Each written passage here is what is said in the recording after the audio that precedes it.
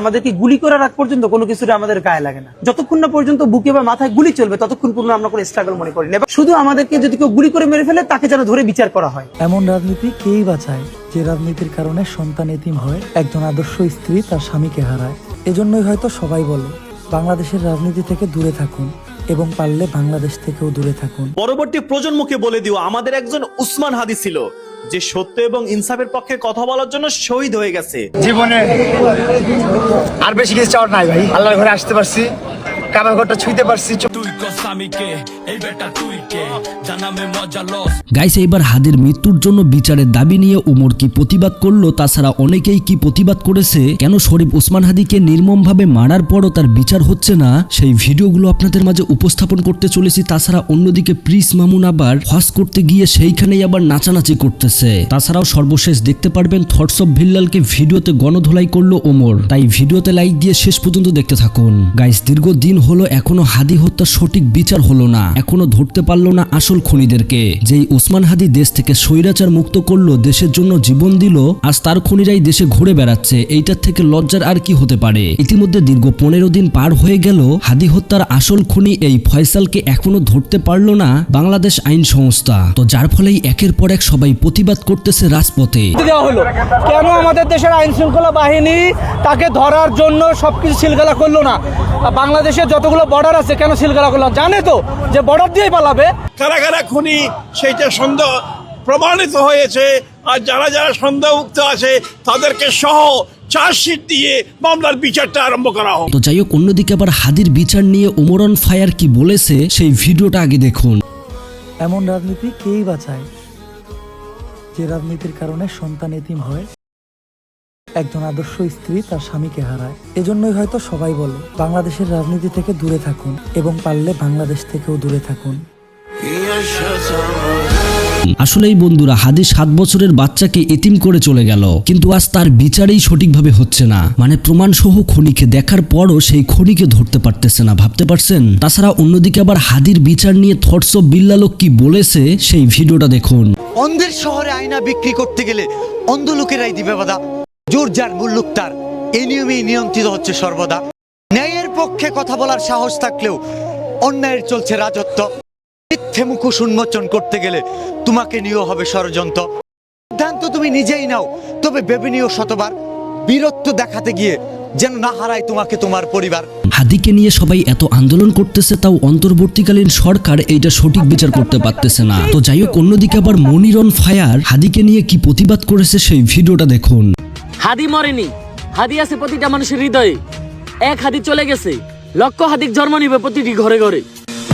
আসলে প্রিয় দর্শক, হাদি মরার পর এখন বাংলাদেশের প্রতিটা ঘরে ঘরে সবাই এক একটা করে হাদি গড়ে উঠেছে, যেটা আমরা প্রতিবাদ দেখলেই বুঝতে পারতেছি। তবে কথাই আছে না, মানুষ মৃত্যুর পর মনে রাখে, মৃত্যুর আগে নয়। ওসমান হাদিকে রাস্তার মধ্যে গুলি করে সেই ফয়সাল কিভাবে বর্ডার দিয়ে পার হলো, এইটারই প্রতিবাদে দেখুন এই ভাই কি বলতেছে। উসমান হাদিরে যে মারছে শুনতাছি আমাদের মাইমেসিং বর্ডার দিয়া নাকি সেই ইন্ডিয়ায় হয়ে গেছে পার।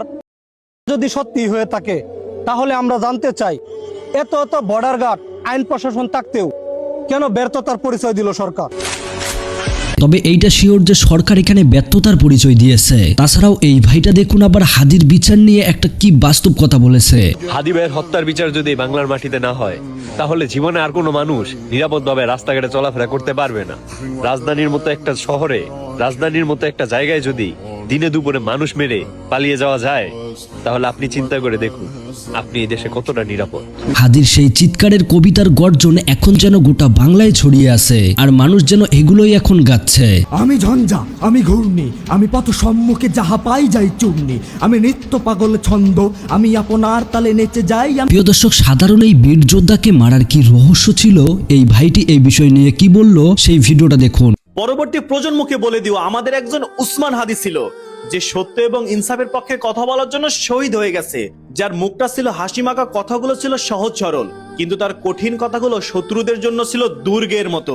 আজ ন্যায় অন্যায়ের প্রতি কথা বলার কারণেই হাদিকে জীবন দিতে হলো এই বাংলাদেশের মাটিতে, তাও স্বৈরাচার মুক্ত করে। আসলে বন্ধুরা, আমরা বাঙালি কেমন জাতি জানেন? যেই মানুষটা আমাদের জন্য এত করে গেল আমরা তাকেই 2 দিন পরে ভুলে যাই। যেমন হাদিকে ইতিমধ্যে অনেকেই ভুলে গিয়েছে। আপনাদের মনে আছে আবু সাইদ এমনকি মুগ্ধর কথা? আর যার ফলেই এই ভাইটি এই বিষয় নিয়ে কি বলল দেখুন। সালের আব্রাহার ফাহাদের কথা ভুলে যেতে পারে, যেই বাঙালি 24-এর আবু সাইদ ও মুগ্ধর কথা ভুলে যেতে পারে, সেই বাঙালি তো অলরেডি শহীদ উসমান হাদি ভাইয়ের কথা প্রায় ভুলেই গেছে। আসলে এইসব বীরেরা শুধু বাংলাদেশে আসে অন্ধের দেশে আয়না বিক্রি করতে, আর অকালেই নিজেদের জ্বলন্ত প্রদীপ নিভিয়ে দিয়ে পরিবারের মাঝে এক অন্যতম সুখের ছায়া দিয়ে যেতে। সত্যি মাঝে মাঝে চিৎকার করে বলতে খুব ইচ্ছে করে, একজন বাংলাদেশী হিসেবে আমি বড়ই লজ্জিত। এখনো মানুষ ভাবে হাদি মরে নাই, হাদি বেঁচে আছে, যেটা দেখে সাধারণ মানুষেরা তার অধিকার ফিরে পেয়েছে, অন্যায়ের প্রতিবাদ করতে পেরেছে, সেই হাদি মরে নাই। বিচার হইতো না, বিচার না হোক, তারপরও মানুষের মনে থাকুক হাদির মৃত্যু হয় নাই, মৃত্যু হইছে একটা পাখির। যেই পাখির আত্মা হয়তো বলতাছে ফুল হইয়া জন্মায়া ভুল করি নাই, ভুল করছি ফুল হইয়া সুগন্ধ ছড়ায়া। তাই তো মানুষ বারবার আমার এই ছিঁড়ে। তবে এই ভাইটা বাস্তব কথা বলেছে, ফুলকেই তো মানুষ বারবার ছেড়ে, তাই না? তবে প্রিয় দর্শক, সব থেকে কষ্টের বিষয় হলো হাদি মৃত্যুর আগেই বলে গিয়েছে আমাকে যদি কেউ গুলি করে মারে তাদেরকে যেন ধরে এনে বিচার করা হয়।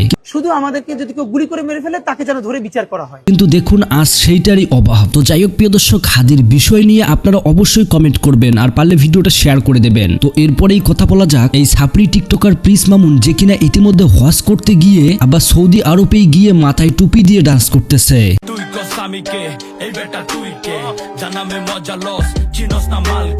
আবার এইদিকে দেখা যাচ্ছে বুইরা বেটি এই লায়লা আবার গ্রেপ্তারের আদেশ জানাচ্ছে থানায়। একজন ভাগ্যবান লোক আমি বলতে চাই, তার যেহেতু এই ধরনের ভাগ্য হয়েছে, তো তার উচিত আল্লাহ তাআলার কাছে একেবারে সম্পূর্ণভাবে নিজেকে আত্মসমর্পণ করে দেওয়া। এবং যেহেতু আমরা মানে একদিকে মামুন ডান্স করে হজ করতেছে, অন্যদিকে লায়লা বোরকা পরে আদালতে যাচ্ছে, মানে বিষয়টা অবাক করার মতো না? আবার মানুষ যখন মামুনকে বলে হজ করতে গিয়ে যে তুই ডান্স করতেছিস তোর হজ কবুল হবে না, আর তখন মামুন কি বলে দেখুন। ভিডিও এটা আমার প্ল্যাটফর্ম, এটা আমার রিজিক, এটা করে আমি আমার সংসার চালাই। আপনারা তো সবাই জানেন আমার ফ্যামিলির মেরুদণ্ডটাই আমি। আমার বাবা মাকে আমি কাজ করতে দিই না, কারণ ওনারা ছোট থেকে অনেক কষ্ট করে, অনেক স্ট্রাগল। আমার মা যত কষ্ট করছে আমি যদি বলি এটা সেই সব না স্টোরি, অনেক কষ্ট করছে, প্রচুর কষ্ট করছে, সাংঘাতিক লেভেলের কষ্ট করে স্ট্রাগল করে আমাদেরকে বড় করছে। আর অনেকে বলেন যে মামুন ওমরা করতে গেছে, টিকটক করে টাকা কামাচ্ছে, ভিউ ব্যবসা করছে। ভাই ভিউ কি আমার নাই? দেখেন ওমরা আসার আগেও অনেক অন্য ভিডিওগুলো দেখেন, ভিউ কিন্তু আছে সবগুলো ভিডিওতে।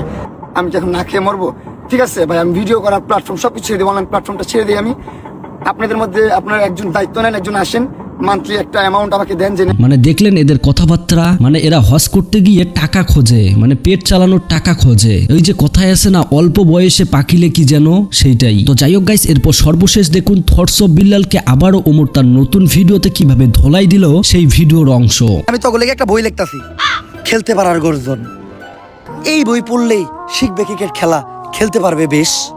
তোমরা ভালো খেললেই জিতে যাবে বাংলাদেশ। যদি বাংলাদেশ ক্রিকেট টিম জিতে তাহলে 20 কোটি মানুষের মনে লাগবে রং, আর যদি হেরে যায় তাহলে হয়ে যাবে চুদলিং পং। তো যাই হোক গাইস, এই ছিল আজকের এই নতুন আপডেটের ভিডিও। দীর্ঘ 2 মাস পরে আমি চ্যানেলে ব্যাক করলাম। আশা করি সবাই আগের মতোই ভালোবাসা দিবেন, আর এখন থেকে প্রতিনিয়ত চ্যানেলে ভিডিও আপলোড হবে। দেখা হবে পরবর্তী ভিডিওতে। আল্লাহ হাফেজ।